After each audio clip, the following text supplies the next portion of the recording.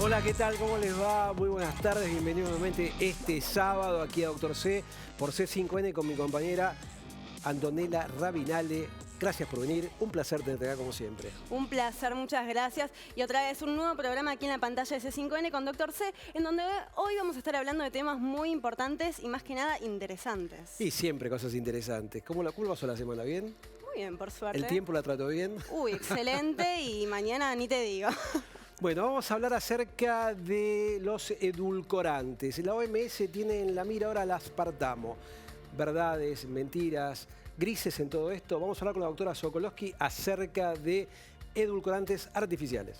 Así es, también vamos a estar hablando con Marcelo Campos sobre longevidad saludable y vamos a tener en cuenta los tipos de edades y también cómo uno hace para llegar de la manera más saludable a la tercera edad. Es bastante común que a las personas le digan, va a hacerse una resonancia magnética. ¿Tiene claustrofobia? ¿Tiene fobia a las alturas? ¿Tiene algún tipo de fobia? Vamos a hablar de esto con el licenciado Gustavo Bustamante, presidente del Fobia Club. Bien, esta semana tuvimos una noticia interesante para aquellas personas con sobrepeso u obesidad. Se presentó en el Congreso de la ADA, Asociación de Diabetes Americana, un trabajo en fase 3 donde da los beneficios de la semaglutida, una droga desarrollada por un laboratorio de origen danés que se utiliza para diabetes tipo 2.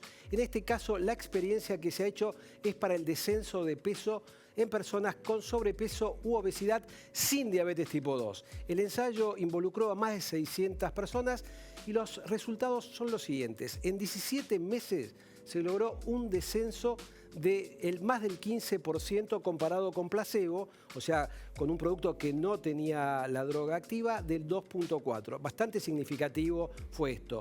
Esta droga, la semaglutida, se comercializa aquí en la República Argentina con el solo efecto de tratamiento de la diabetes tipo 2 de manera de lapicera autoinyectable. Esto es un comprimido que se debería tomar diariamente en dosis de 50 miligramos, bastante más dosis que lo que tiene el inyectable, 30 minutos antes de cualquier ingesta líquida o de comida. Es un medicamento muy prometedor porque sabemos que la diabetes tipo 2 principalmente se desarrolla en aquellas personas con sobrepeso u obesidad y esto podría servir de manera preventiva para evitar justamente la diabetes. Recordemos que en el mundo hay 1.900 millones de personas con sobrepeso u obesidad. Aquí en la República Argentina, de acuerdo a la encuesta de factores de riesgo última, 63% de los adultos tienen sobrepeso u obesidad. Y esta encuesta lleva unos años, por lo tanto calculamos que puede ser inclusive aún más el 70%, o sea, de cada 10 argentinos, 7 personas con sobrepeso u obesidad, un fenómeno muy, muy importante. Y si pensamos lo que está pasando en el mundo, en los próximos años, 1 de cada 5 mujeres y 1 de cada 7 hombres va a tener obesidad. Algo realmente impactante, muy importante, y vamos a seguir hablando acerca de esto. Bueno, comenzamos, ¿te parece? Así es, arrancamos con el primer tema. ¿Usted qué toma? ¿Azúcar o edulcorante? ¿O nada? Mira, después de tantos mitos que ahora los vamos a desmentirlos o no, Sí. Empecé a optar por el azúcar. Bien, estamos con la doctora Sokolowski y este es su CV. Acá la tenemos, Susana Sokolowski, doctora en Ciencias Químicas de la Universidad de Buenos Aires, presidenta de la Asociación Argentina de Tecnólogos Alimentarios, fellow de la Academia Internacional de Ciencia y Tecnología en Alimentos. La tenemos acá en el piso a la doctora. Gracias por haber venido, Susana. Un currículum muy reducido, claramente. Tienes un currículum enorme, pero es interesante este tema de la OMS, ¿no? Que ahora pone en la mira un edulcorante artificial o endulzante no calórico, vos nos dirás cómo se dice correctamente. Sí. En este momento, en la mira, el aspartamo. Hace muy pocos meses también tuvimos una noticia de la OMS. Hay controversias, me llamaste por teléfono, me dijiste, Guillermo, pero esto que me dijiste, digamos, damos la voz correcta justamente a tu persona para que nos expliques qué está pasando con los edulcorantes en el mundo. Bueno, es un tema de muchísimo interés. Yo te escuché atentamente recién cuando mencionabas el número de personas con sobrepeso o con obesidad en el mundo. Además, todos sabemos, hay 422 millones de personas que sufren diabetes. O sea que el tema de controlar el consumo de azúcar en personas que viven con diabetes es fundamental. Y como siempre decimos, los edulcorantes no calóricos o no nutritivos o artificiales, como quieran llamarlos, son una herramienta, son un aditivo alimentario cuyo único propósito es reemplazar el sabor dulce en el paladar y como tales no tienen por qué tener ninguna otra función en el organismo. Lo que comentamos cuando te llamé es el informe que dio el 15 de mayo la Organización Mundial de la Salud, que trajo controversia, títulos cerrados en los periódicos del mundo, porque decía que desaconsejaba el uso de edulcorantes no calóricos para el control del peso corporal. En realidad, todos sabemos que nunca fue el propósito de un aditivo alimentario actuar como un anorexígeno. Claro. Y por lo tanto, no tiene, digamos, ninguna trascendencia mayor que lo que dice el informe. No debe usarse con el propósito de controlar el peso corporal. Tenemos ese documento, Susana. Vamos a verlo. Así es, acá tenemos el informe de la OMS y dice, recomendación de la OMS sugiere que los edulcorantes sin azúcar no se utilicen como medio para lograr el control del peso o reducir el riesgo de enfermedades no transmisibles. Recomendación condicional. Exacto. Bien. Y queremos remarcar algo en este documento, justamente, acá Antonella nos los va a leer. Así es. Sigue, la recomendación se basa en evidencia de certeza baja en general de una revisión sistemática que evalúa los efectos en la salud de una mayor ingesta de edulcorantes sin azúcar en comparación con una menor. Bueno, y terminamos de la siguiente manera con este documento. La revisión sistemática encontró que no hay evidencia de beneficio a largo plazo en las medidas de grasa corporal en adultos o niños y potenciales efectos indeseables del uso a largo plazo en forma de aumento del riesgo de diabetes tipo 2, SB y mortalidad en adultos. Bien. Digamos, para que la gente comprenda de todo este mix de este documento, ¿qué extraemos en limpio? En limpio lo que tenemos que saber con certeza es que los edulcorantes no calóricos son revisados por entidades que dependen de la Organización Mundial de la Salud y de la FAO. Un comité, la FAO sí que es porque no se sabe la gente. La FAO es la Organización para la Agricultura también de las Naciones Unidas. Y este organismo, que es un organismo de expertos en aditivos alimentarios, lo que hace es evaluar la seguridad, la inocuidad del consumo de los aditivos alimentarios, todos ellos, que incluyen obviamente a los edulcorantes no calóricos. Bien. Entonces, por un lado, son seguros en cualquier edad, o sea, son seguros desde niños pequeños hasta adultos muy mayores, porque cuando este comité de expertos aprueba su seguridad, lo hace para la población general. Doctora, disculpe que la interrumpa, pero justamente tocó un tema clave que habla de las edades y de las recomendaciones. Y ahora justamente con la ley del etiquetado vemos bien grande en un cartel negro que dice bebida con edulcorantes, no apto o no recomendable en niños, mujeres embarazadas. Entonces, si es un producto que llega a la góndola, claramente fue aprobado por algún organismo para el consumo. Entonces, ¿en qué quedamos? ¿En qué quedamos? Claro. Muy bien. Muchas gracias por la pregunta, Antonella. La advertencia dice, contiene edulcorantes, no recomendable en niños. Esa recomendación o advertencia tiene que ver más con el hecho, no tiene que ver con la inocuidad. De hecho, el Código Alimentario Argentino incluye a todos los edulcorantes y nunca se manifestó en contra del uso de edulcorantes en cualquier grupo de edad.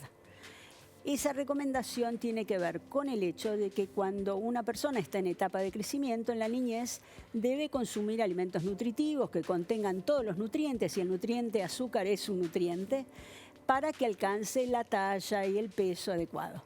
No tiene que ver con la seguridad, tiene que ver sobre todo con esa causa y con otra que ha sido bastante discutida y negada, que tiene que ver con el hecho de que cuando uno consume productos dulces puede tener una preferencia incrementada hacia otros productos dulces y por lo tanto se recomienda que niños de corta edad no consuman alimentos con azúcar ni con sal con nada que potencie el sabor de un alimento en estado natural. Hay otro punto que dijo Antonella que tiene que ver con las mujeres embarazadas. ¿Qué pasa? Exacto. Con ese grupo? Hay un tema relacionado con el hecho de que ciertos edulcorantes, la sucralosa por ejemplo, son capaces de atravesar la placenta y por lo tanto pueden llegar al líquido amniótico y como tal pueden ser ingeridos por el feto. No hay ninguna restricción, pero sí una recomendación que estos edulcorantes que pasan la barrera de la placenta no deberían ser usados durante la etapa del embarazo. Y el tema también son los excesos, porque más allá si es edulcorante o azúcar, siempre se recomienda que una medida justa en cualquier dieta. Claro, los edulcorantes tienen de por sí, y es otorgado por este Comité de Expertos Internacional, que es la base para que todos los demás estamentos de salud de todos los países del mundo adopten ese aditivo alimentario en su propia legislación. Es el caso también, obviamente, para la Argentina. Tiene que ver con que cada aditivo alimentario, y en particular los edulcorantes no calóricos, tienen una ingesta diaria admitida o admisible, que está calculada en base al peso corporal. La IDA, como se llama, ingesta diaria admisible, es la cantidad en miligramos que se puede consumir por kilo de peso corporal durante el día y durante todos los días de la vida sin que se verifique ningún daño a la salud humana. Bien. Entonces queda claro que dependiendo del peso corporal del individuo, esa será la cantidad de edulcorante que podrá consumir por día. Cuando comenté esta noticia, mucha gente me llamaba y me preguntaba, doctor, ¿y cuál sería el más recomendable, el más aconsejable de todos estos edulcorantes? Bueno, la recomendación es solamente una cuestión de preferencia gustativa. A mí me gusta la sucralosa en el café, a otras personas les gusta más el aspartamo y el acesulfame K en las bebidas, que es lo más común, la combinación más común en bebidas sin azúcar. En realidad depende de la percepción del sabor del consumidor hacia un edulcorante especial o hacia una mezcla. Todos son igualmente seguros, todos pueden ser consumidos en su ingesta diaria admitida. Y, por ejemplo, algún método natural como la miel, recuerdo que el mes pasado fue el mes de la miel, y tal vez un método un poco más, no tan nocivo. Bueno, la miel es azúcar, igual que el azúcar de caña, igual que el azúcar de remolacha, igual que el azúcar mascabo, igual que el azúcar negro. La miel es un azúcar, tiene fructosa y varios otros azúcares como glucosa y otros. Consumir azúcar no está prohibido. Uno puede consumir hasta 50 gramos por día de azúcares añadidos. Y en esos 50 gramos estaría la cucharita de miel que uso para el té, por ejemplo. No superar esa cantidad garantiza, dentro de ciertos límites de ingesta de calorías totales, que estamos consumiendo una dieta saludable. ¿Hay alguna diferencia entre una famosa bebida cola en la fórmula, de dieta aquí con respecto a la de Estados Unidos? Bueno, ustedes se van a reír, pero yo soy fanática del probar todo tipo de bebidas, justamente. Y me ha tocado ir a exposiciones donde estaban las bebidas de todas partes del mundo y en realidad son muy diferentes. La bebida cola tradicional es distinta acá que en Brasil es más dulce que en la Argentina y eso es adaptado al gusto de la población.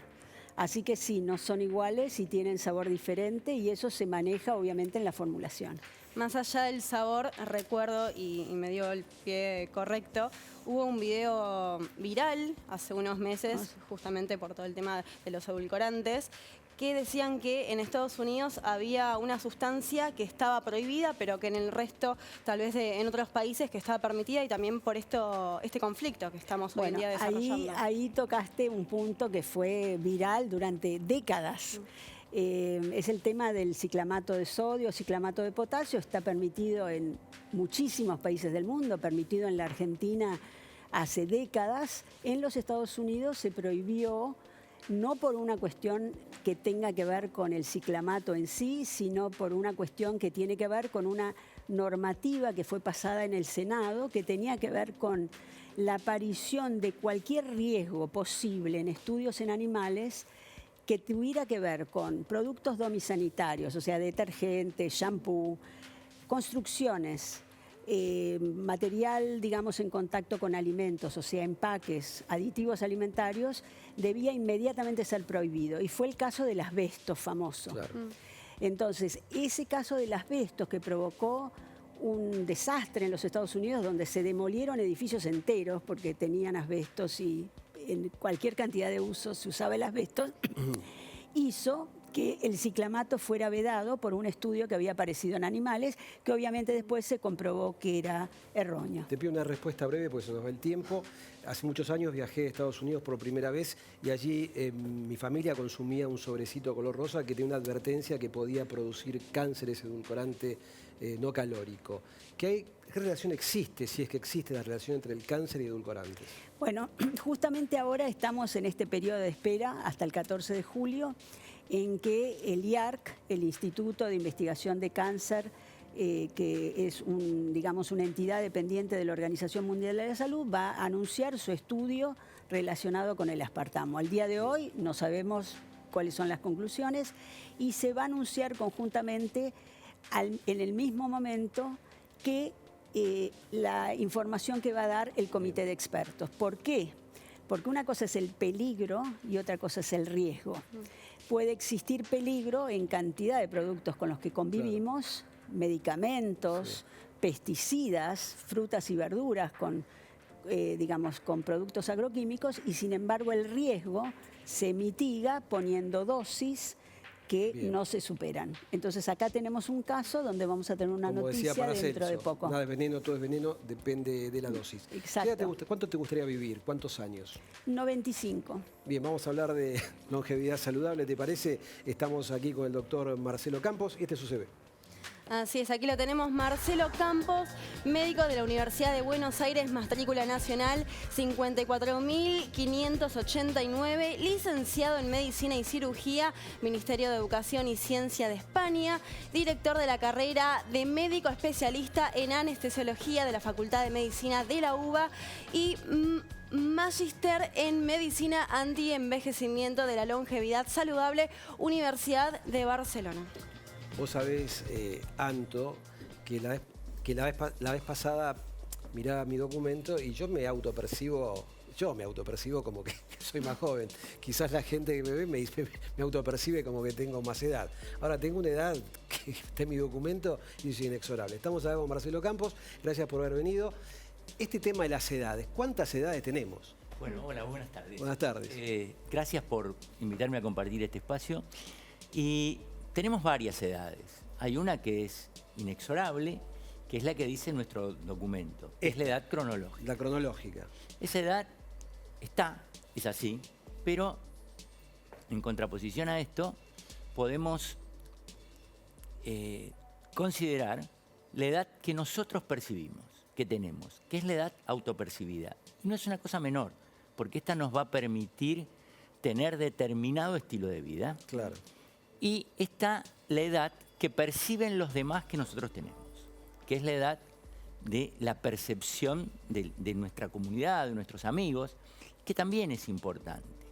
Pero vamos a entrar en el terreno de la edad biológica. Sí, La edad biológica es una edad que la podemos subdividir en varios aspectos. Esta edad biológica la vamos a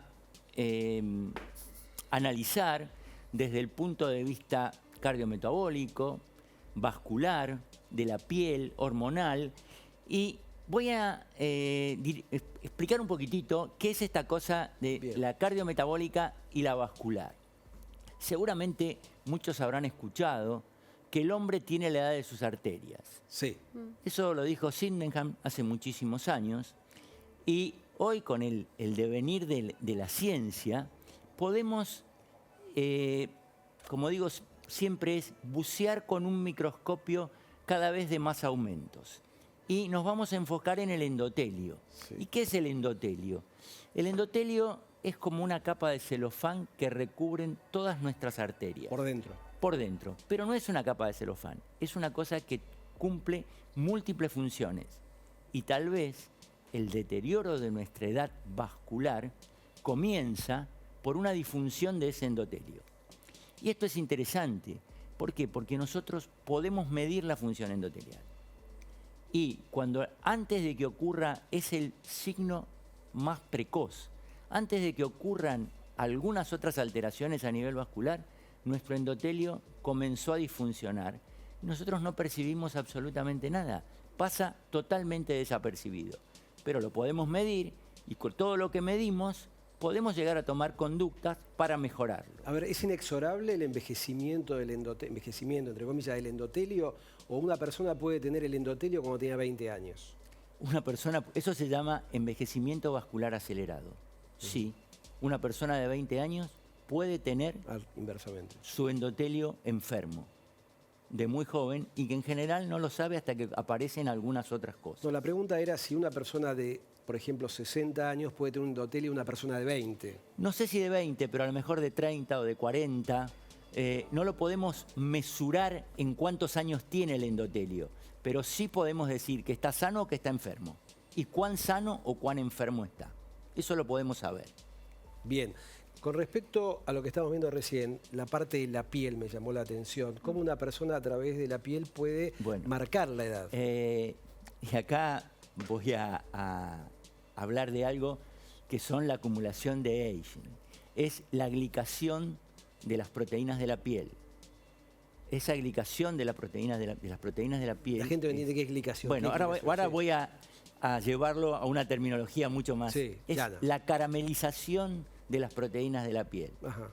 Y digo caramelización porque es un término correcto, y esta caramelización fundamentalmente está provocada por el exceso de ingesta de azúcares. Ajá. Y la ingesta de azúcares la debemos disminuir. Podemos medir cómo está todo esto. Hoy se hacen algunas cosas para esto muy, muy interesantes y que están al alcance de la gente. Son azúcares o hidratos de carbono. Fundamentalmente hay alguna diferencia, que son los hidratos de carbono de acción rápida. Esos son los malos de la película. ¿Qué quiero decir con esto?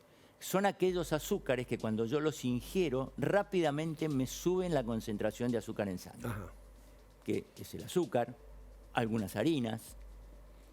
Esos son los malos de la película. Perfecto. Eso es lo que dicen índice glucémico. Eso es el índice glucémico. Bien. Más allá de cómo uno se encuentra en el exterior, en la piel, cuando uno habla de longevidad saludable, lo primero que pienso es en el estado mental y en el estado anímico. Y me parece una característica fundamental para... Esta es una buena pregunta. Y por acá en la placa hablábamos de la edad hormonal. Sí. Y esto es un tema muy importante tanto en el hombre, la menopausia y la andropausia, donde cuando ocurre este fenómeno nos empiezan a pasar todas estas cosas. Las hormonas, el hombre estaba diseñado para morirse a los 50 años. Hoy la expectativa de vida ha aumentado. Pero que haya aumentado no significa que haya aumentado la calidad de la vida. Y es a donde nosotros tenemos que actuar. Y este estado de ánimo, este decaimiento, esta falta de ganas de hacer cosas, está vinculado a la caída de las hormonas. Y esto es una situación que se puede revertir perfectamente y que la debemos tratar, que es la terapia de reemplazo hormonal. Tema discutido. Muy discutido, pero las hormonas bioidénticas son una terapéutica eficaz, segura, adecuada, aplicada en la forma que corresponde, correctamente, con las drogas que corresponden y en la dosis que corresponde, y haciendo los seguimientos que corresponden. O sea, es una herramienta absolutamente válida. Te invito a levantarte, nos explicas de qué se trata este círculo. Bien, este círculo es algo que publicó la Sociedad Americana de Cardiología hace muy poquito tiempo, donde podemos resumir todas las cosas que nosotros deberíamos hacer y a dónde apuntar para tener una longevidad saludable. Y voy a empezar por el primero, que está en hora 11, por el dormir bien. Sí. Bien.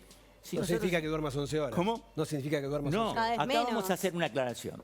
¿Qué digo dormir bien? Dormir entre 7 y 9 horas. ¿Qué sería ideal? Despertarse sin el despertador. Claro. Utopía. Con la luz natural. Pero no sé los porcentajes, pero un número superior al 50% de la población duerme mal. Bien. Voy a ir al revés. El no fumar. Bueno, el no fumar no me voy a expresar, pero sí voy a hacer una aclaración. Voy a usarlo para ir a la figura del que está en la hora 2, que es la actividad física. El sedentarismo se ha convertido en el hábito nocivo de fumar que teníamos hace 20 años atrás. Hoy la cantidad de fumadores ha disminuido. ¿Pero qué pasó? Aumentó el sedentarismo. Claro. Y esto ha sido Igual una cosa que el riesgo Se es equipara. muy parecido y se equipara. Sí. Exactamente. Y acá vemos el control de la glucosa, lo que hablaba recién, cuando hablábamos de la caramelización de la piel. Sí, el control glucémico, importante. Control de peso. El control de peso. Si nosotros tuviéramos que definir cuáles fueran las herramientas para tener una longevidad saludable y entrar en un programa de antienvejecimiento, la restricción calórica, sin duda, es uno de los pilares fundamentales. Perfecto. Y esta restricción calórica, ¿El ayuno es bueno? el ayuno es bueno. El ayuno es bueno cuando No para corresponde. cualquiera. ¿Cómo? No para cualquiera, indicado por un médico, con una serie de determinaciones previas antes de enfocar un tratamiento de ayuno intermitente. Bien, seguimos con esto. Control de presión arterial, importantísimo. El control de presión arterial, si me permite, Guillermo, yo vuelvo un poquitito a la edad vascular. Yo les hablaba de la disfunción endotelial, ese es el primer síntoma. Pero después, las arterias, si nosotros dejamos que esta disfunción endotelial avance, van a empezar a aumentar su rigidez y va a aparecer la hipertensión. Perfecto. Control de grasas, colesterol. Control del colesterol. El colesterol no es ni bueno ni malo. Hay que manejarlo dentro de determinados rangos. No hay que forzar el descenso del colesterol por forzar el descenso de un número, sino que hay que contextualizarlo en el estado metabólico de ese paciente. Vos decís que una persona que tiene un número alto de colesterol no debería ir directamente a tomar medicación para bajarlo. La medicación para bajarlo es una medicación que debe ser indicada tomando en cuenta determinados parámetros que no están solo dados por el valor del colesterol absoluto. Bien, bien. Ahora te pregunto esto que es importante, porque se hablan de los telómeros. ¿Qué tiene que ver la genética en esto? Iba a entrar en perfecto, eso, gracias. Perfecto. La longitud telomérica es un parámetro... Expliquemos lo que es la gente. Voy a volver un poquito sobre lo que son los telómeros. Los cromosomas tienen en su extremo distal una cosa que la podríamos comparar con ¿vieron los terminales de los cordones de los zapatos? Sí. De las zapatillas. Bien. Eso, cada vez que hay una replicación celular, vamos gastando esa terminación, se va haciendo cada vez más pequeña, hasta que llega un momento que no tenemos un número necesario y la célula muere. Correcto. Bien, la longitud de los telómeros se mide y es un parámetro de edad biológica, pero es un parámetro muy interesante porque haciendo muchas cosas, algunas de las que yo les mencioné, esos telómeros los podemos alargar. Podemos revertir. Podemos revertir este envejecimiento a nivel telomérico. Bien, solo una cosa. Una última pregunta, que insisto con el tema del estado de ánimo, que en la tercera edad un factor letal y fundamental es la depresión. Bien. Y esto también muchas veces está marcado por la soledad. Bien. ¿Cómo uno hace como familia? Es muy interesante esta pregunta. Existen lugares en el mundo, las zonas azules, donde vive la gente más longeva. Bien, uno de los lugares es la isla de Okinawa. Sí. En la isla de Okinawa tienen, y esto pone caracteriza muy bien lo que es la sociabilidad. Cuando tienen 5 años, la familia los agrupa en grupos de 5 personas. Esas 5 personas van a ser amigas hasta por encima de los 100 años, y hoy esos 5 se reúnen a la tarde a tomar sake en algún lugar de la isla. Qué bueno. Esos grupitos de 5. Y cuando alguno de ellos falta, los van a buscar a la casa a ver qué pasó. Qué bueno, qué bueno. Esto Listo. creo que le pone el sello a lo que es la sociabilidad. Bien, gracias. Otras zonas azules, te cuento, si querés vivir mucho tiempo, y vos también, Susana, tenemos Okinawa, como dijo él, la isla Icaria en Grecia, Nicoya, Península de Nicoya en Costa Rica, Loma Linda en California y también el centro de Cerdeña. Bueno, ahora sí. Ahora sí. Doctor, ¿le gusta sonreír? Me encanta. ¿Le parece sí. importante la sonrisa? La sonrisa es central, abre puertas. Así es. Entonces vamos a hacer una recomendación. Si querés tener una sonrisa perfecta, acá te recomendamos que vayas al doctor D'Agata. Mira.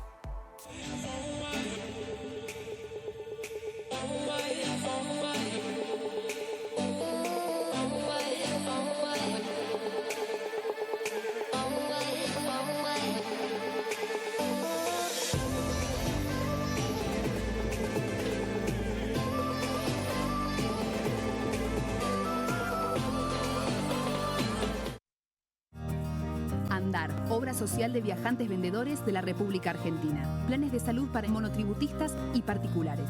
Solicita un asesor comercial al 0810-345-0184.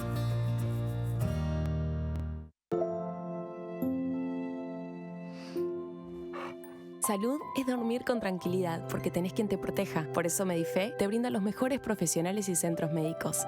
Medife está conmigo, con el respaldo de Sanatorio Finoquieto. Diagnóstico por imágenes, con tecnología de última generación. Laboratorio de análisis clínicos. Contamos con una planta de 900 metros cuadrados. Biología molecular, panel viral multirrespiratorio y COVID-19. Centro Rossi, cuidándote siempre.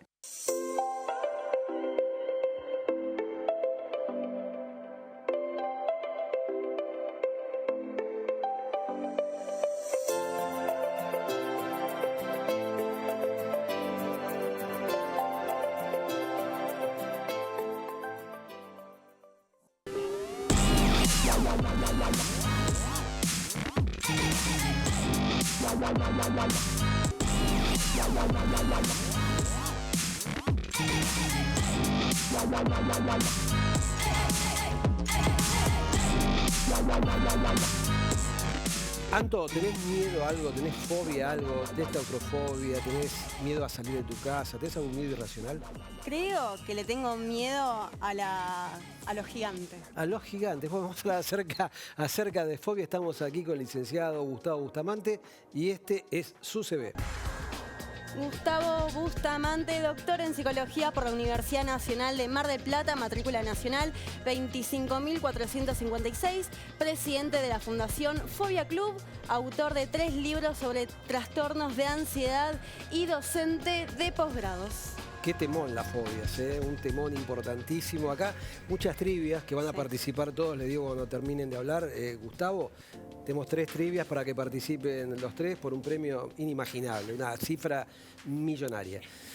Un temón las fobias. Y las trivias también. Gracias por haber venido, Gustavo, un placer tenerte acá. Y arranquemos por lo básico, ¿qué es una fobia? Una fobia es un miedo, pero es un miedo desmedido, desproporcionado, que puede ser a un objeto, una situación, a un animal y que, bueno, produce una serie de conductas. La primera conducta es la de evitación. Me escapo, me quiero escapar de confrontar con ese contexto. La segunda es que me quedo agitado, ¿no? Físicamente tengo sensaciones corporales. Taquicardia, te transpiran las manos. Veo visión borrosa, siento que me sale el corazón por la boca. ¿Te puedes desmayar por una Te fobia? podés desmayar, sí. Es una de las evitaciones. El desmayo hace que se corte la luz y ya dejo de ver la situación. Le puede pasar adentro de un ascensor, le puede pasar frente a un animal, le puede pasar en un avión. Y además de esto, después las cogniciones, los pensamientos que quedan, porque genera lo que llamamos ansiedad anticipatoria. La persona se anticipa, dice, voy a ir al estudio de televisión, entonces tengo que subir un ascensor. No voy nada. Lo evito. ¿Y cómo se hace para diagnosticar una fobia? Porque yo tal vez le tengo miedo a algo, pero no sabía y termino teniendo una fobia. Bueno, porque tiene un impacto en tu calidad de vida. Todas las fobias alteran la calidad de vida. Empieza a recortar lo social, lo académico, lo laboral, lo hedónico, porque todas las situaciones de placer, el fóbico elige resguardarse, evita, no se va de viaje, a veces no tiene por ahí teniendo la posibilidad. He escuchado pacientes que me dicen, estaba en un sorteo, era por un vuelo a México, sacaban todas las cartas y ya veía que nadie se lo ganaba. La última carta era yo, me lo ganaba seguro y para mí era un castigo tener que volar en avión. Entonces, imagínense esto como lo traslada en diferentes situaciones. A veces cuestiones que tienen que ver con la salud.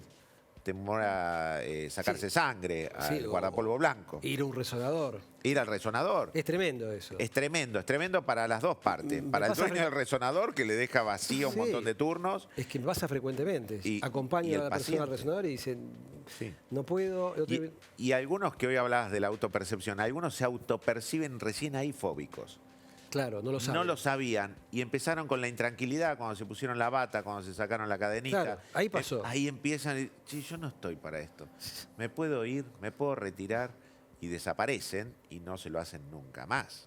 ¿Es más común en hombres o en mujeres? ¿Y cuál es la edad donde aparecen las fobias o pueden desaparecer? La fobia en sí son parejas entre hombres y mujeres. Hay algunas fobias, por ejemplo la agorafobia, el miedo a los espacios abiertos, a alejarse de situaciones seguras. Ese es más femenino que masculino. Pero la edad de inicio y la infancia se profundiza en el tema de la adolescencia. Y obviamente hay algunos cuadros de ansiedad, como por ejemplo el ataque de pánico, el trastorno de pánico. Ese puede aparecer a partir de los 25 años hasta los 35, que es la edad de mayor prevalencia, diríamos. Digamos que el ataque de pánico sería algo superlativo de las fobias. Es primo, es un primo. La diferencia que tiene es que no tiene que ver con algo. Son cuadros de ansiedad. Sí, es un trastorno de ansiedad como la fobia, pero la crisis le aparece como llovida del cielo, dicen los españoles. La persona está mirando televisión, está en el supermercado, está hasta durmiendo y empieza con una fuerte taquicardia, un ahogo, un dolor de pecho, siente que se va a morir, pide auxilio, sale corriendo a un hospital, pero no sabe de qué escaparse. Cuando una persona tiene una fobia específica, sabe que se tiene que escapar de eso, ¿no? De esa situación. Bien, las más comunes estamos viendo acá, las estaba revisando, contándonos un poquito de cada una, muy interesante esto. La claustrofobia es la más común de todas, todos tienen un mayor o menor medida el miedo al encierro. Sí. Algunas de estas fobias han tenido una validez dentro de la antropología, ¿no? Por el desarrollo del humano. Gracias a eso sobrevivimos, porque no meternos en lugares muy pequeños, muy alejados, muy encerrados. Son ancestrales, podemos decir. Son ancestrales. Sí, confieso que vi una vez una película llamada Enterrado y me tuve que levantar 2 veces porque sentía que yo me estaba ahogando. Mucho fóbico, claustrofóbico, está muy preocupado por la muerte para el día que lo entierren. Claro. O sea, pensando que hasta va a tener conciencia de esa situación de encierro. La zoofobia, bueno, la fobia a los animales, perro, gato, pero puede ser a las gallinas, puede ser a la cucaracha.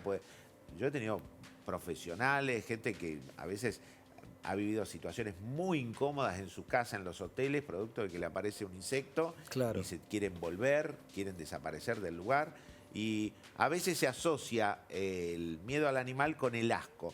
Hay una contigüidad ahí, ¿no? Son situaciones aversivas ambas. Y bueno, genera el rechazo.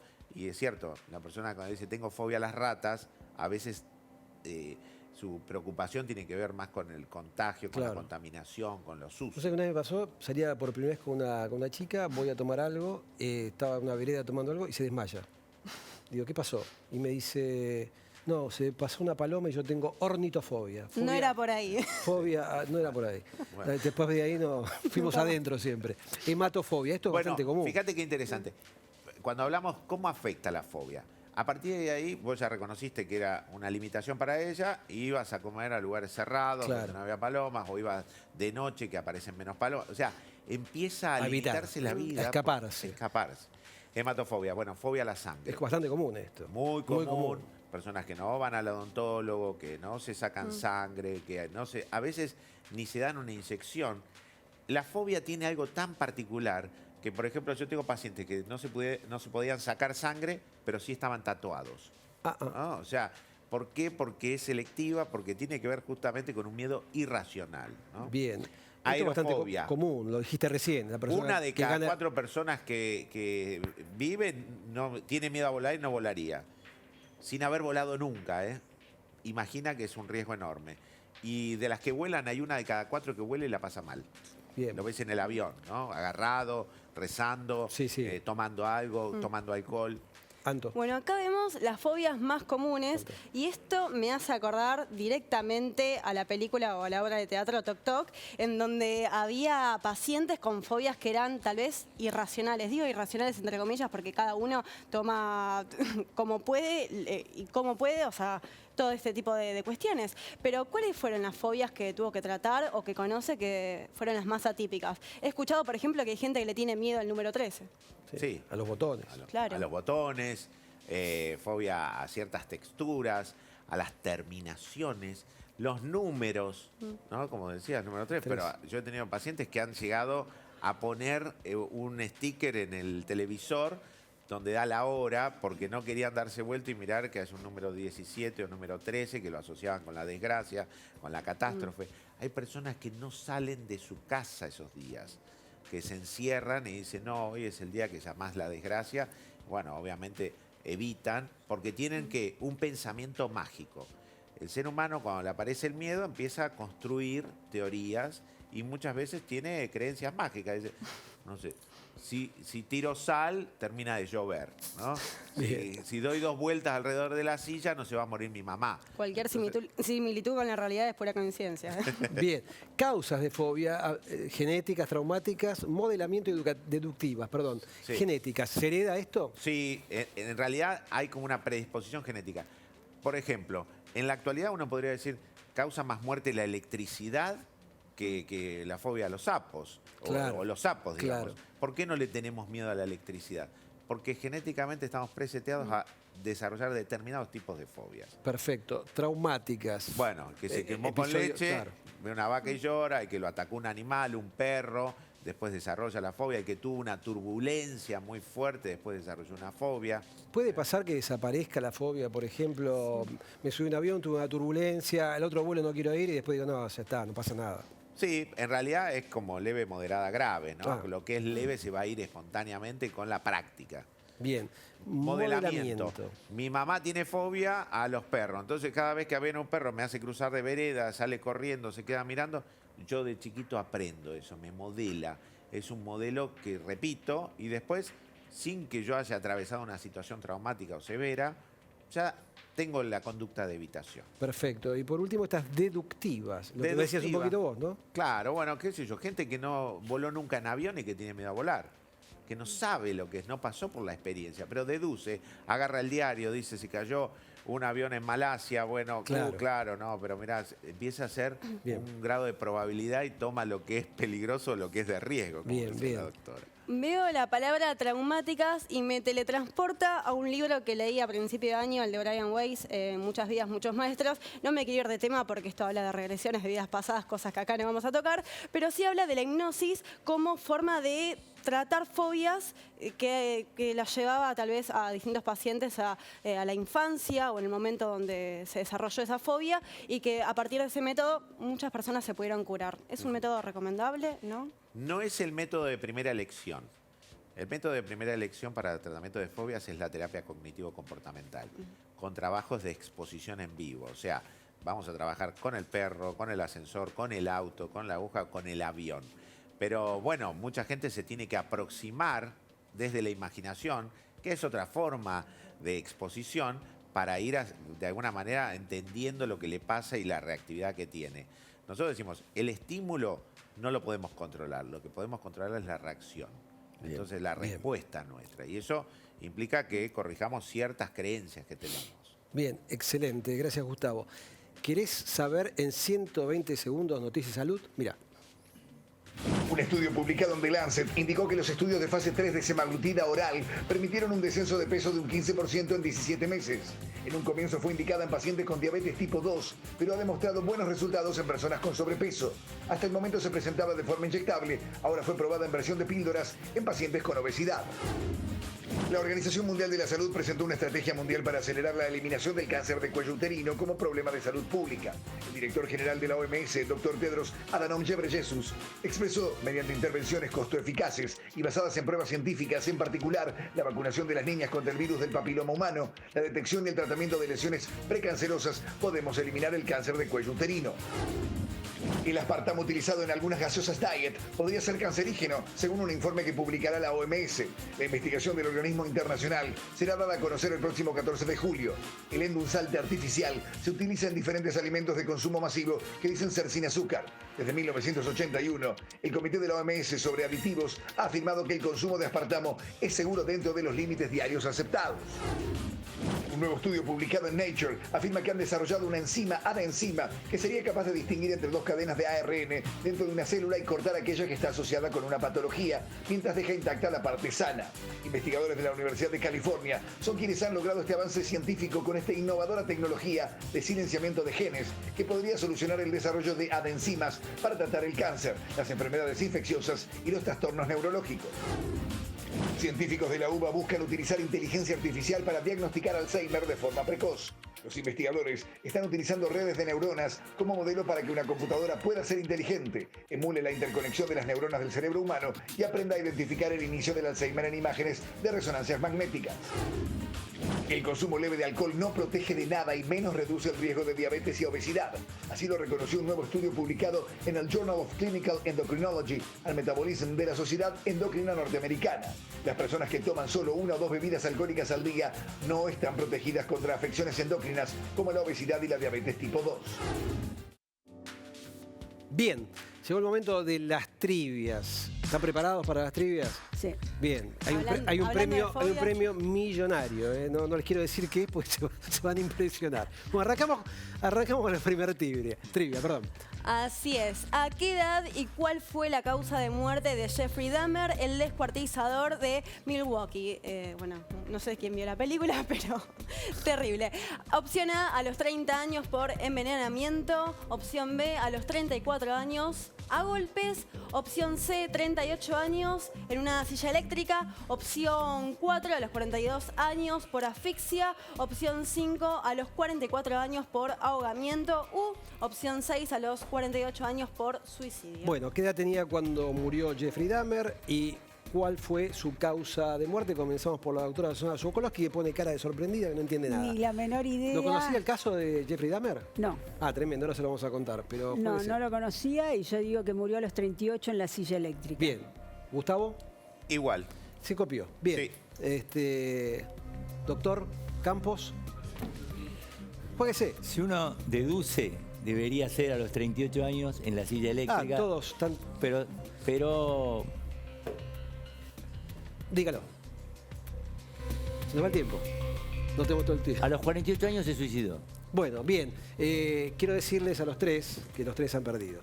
Ahora vamos con la respuesta correcta en la voz de Antonella. Así es. Jeffrey Lionel Dahmer nació el 21 de mayo de 1960 y murió el 28 de noviembre de 1994. Fue conocido como el caníbal de Milwaukee o el monstruo de Milwaukee. Fue un asesino en serie y agresor sexual estadounidense que cometió el asesinato y desmembramiento de 17 hombres y adolescentes entre 1978 y 1991. Muchos de sus asesinatos involucraron la necrofilia, el canibalismo y la preservación permanente de las partes del cuerpo, generalmente todo o parte del esqueleto. Dios mío. Yo estaba en Estados Unidos cuando pasó esto, cuando encontraron el descuartizador, y realmente fue impactante la noticia. Yo era bastante más joven, obviamente. Y está la serie, la tira creo que en Netflix. Está muy interesante para que la puedan ver. Es impresionante, ¿eh? Es una historia real, una historia verídica, impresionante. Bueno, ya han perdido, o sea, no pueden obtener ese premio que era un viaje a Qatar en business, con todo pago, hotel 5 estrellas para... depende de la familia, son 8, invitábamos a 8. Bueno, ahora sí vamos con la segunda trivia de la tarde. ¿Y de qué murió? ¿De qué murió? A golpes, ahí decía. Ah. En la cárcel. Bueno, ¿quién inventó las lentes intraoculares y para qué año se implantó, y en qué año, perdón, se implantó la primera? Fue Sir Nicholas Lloyd Riddle en 1949, fue von Harold Schultz en 1952, fue Carl Felix Zeiss en 1955, Sir Frederick William Herschel en 1958, Sipho Jasper Kivimaki en 1961 Odetta Silke Hoffmann Koch en 1964, el inventor de la lente intraocular, realmente una revolución en lo que es la oftalmología y la buena visión que tenemos nosotros. Y comenzamos por Marcelo Campos, con cara de perdido en esta situación. Odetta Silke. Odetta Silke Hoffmann Koch en 1964, Gustavo. Carl Zeiss. Carl Zeiss en 1955 y la doctora... Lo mismo. ¿Cuál dice? Carl Zeiss en 1955. Este es un equipo que ha perdido todo. Todo, perdimos todo. Perdieron todo. Porque, claro, pensaron Carl Felix Zeiss, Claro, que sí. tiene unas buenas lentes, dijeron, Claro, este hombre este- tiene todas las lentes. Él, yo no sé, Odetta dijo, bueno, vamos a por Odetta. Pero vamos a ver la respuesta correcta y la va a leer a Antonella. Así es, la primera lente intraocular fue implementada por Sir Nicholas Lloyd Ridley en el St. Thomas Hospital de Londres el 29 de noviembre de 1949. Ridley no estaba muy contento con la estabilidad que presentaban y con la miopía que había provocado en la paciente y decidió extraerla. En los 12 años siguientes se implementaron un total de 1000 lentes de Ridley con un porcentaje de éxito del 70%. Y esto sigue.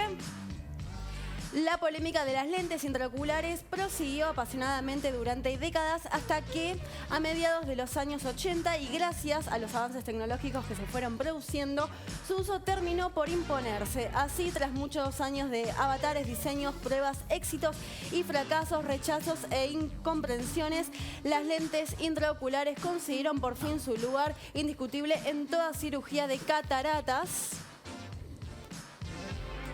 Y Harold Ridley fue nombrado caballero del Imperio Británico por la reina Isabel II de Inglaterra el 19 de febrero de 2000, 50 años después del primer implante realizado. Nunca patentó su invento, fíjate este dato. Y en la actualidad, 6 millones de personas se benefician anualmente del producto de su genio. Sir Harold Ridley murió el 25 de mayo de 2001 a punto de cumplir los 95 años de edad. Sin duda una gran revolución esta en lo que es la medicina y la cirugía ocular. Recordemos, no se ve más. Yo cuando era chico veíamos a las personas con unas lentes que decíamos, bueno, fondo de botellas, era otra palabra la que decíamos. Sí. Y hoy las personas se operan en pocos minutos con estas lentes y terminan viendo perfectamente en aproximadamente 24 horas o algún poquito de horas más. Vamos con la última trivia. Yo lo lamento por ustedes que han perdido toda la trivia. Vamos con la última. Dice, ¿cuál era el verdadero nombre de Larry, de los Tres Chiflados? ¿Y cuál fue la causa de muerte de Larry? Larry se llamaba Morris Cohen y murió por un cáncer de pulmón. Se llamaba Simon Horowitz y falleció por un infarto agudo de miocardio. Se llamaba Louis Feinberg y falleció por un ACV. Se llamaba Ludwig Larsen y por una herida de arma de fuego. Se llamaba Karl Scheckman y murió a causa de un ahogamiento. O se llamaba Mandel Zipovich y falleció durante una cirugía de cadera. Estamos hablando de Larry, Moe, Larry y Shem, de los Tres Chiflados. ¿Cuál fue la causa de muerte y el nombre verdadero? Comenzamos por Susana. Me tiro un lance, se llamaba Simon Horowitz y murió de un infarto agudo de miocardio. Bien, vamos por Gustavo. Me ponen esta música, parece el doctor Campos. Ludwig Larsen. Ludwig Larsen y una herida de arma de fuego. Y ahora Marcelo Campos, que tiene una cara de diciéndome, Capulla, te odio. Simon Horowitz. Simon Horowitz. En realidad no estaban lejos porque Horowitz eran los compañeros. Sí. Era Shem y Moe. Y en realidad Louis Feinberg, conocido como Larry Fine, fue un actor y comediante estadounidense famoso por ser uno de los Tres Chiflados junto con Moe y Shem Howard, que el verdadero apellido era Horowitz. Siendo apenas un niño, sufrió un accidente sobre el brazo derecho cuando su padre, sin querer, le derramó parte del ácido que usaba para comprobar la autenticidad y la calidad de las alhajas con las que trabajaba. Siguiendo una terapia que incluía el manejo de algún instrumento musical, lo llevó a ejercitarse tocando el violín, algo que hacía justamente en las series, ¿no?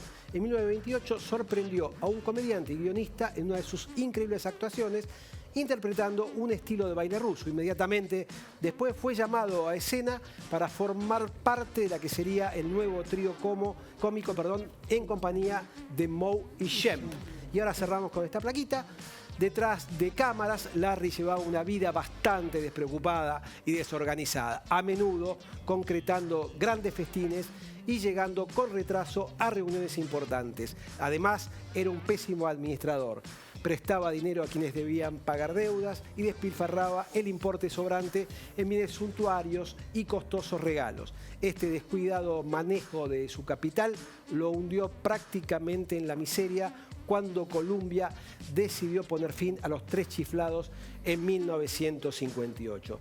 Falleció finalmente el 24 de enero de 1975, producto de una hemorragia cerebral, ACV, a la edad de 72 años y a tan solo meses de diferencia respecto a su viejo amigo y compañero de trabajo, Moe Howard. ¿Qué historia? ¿Les gustó? Historia. Bueno, ¿lo pasaron bien? Muy bien. Eso es lo principal. Bueno, ¿lo pasó bien? Un éxito. Bien, un éxito. Bueno, nos vemos como siempre todos los sábados aquí a las 15 horas, junto con mi compañera Antonella. Hasta el próximo sábado. Pásenlo lindo, disfruten mucho la vida, abrácense, quiéranse. Chao.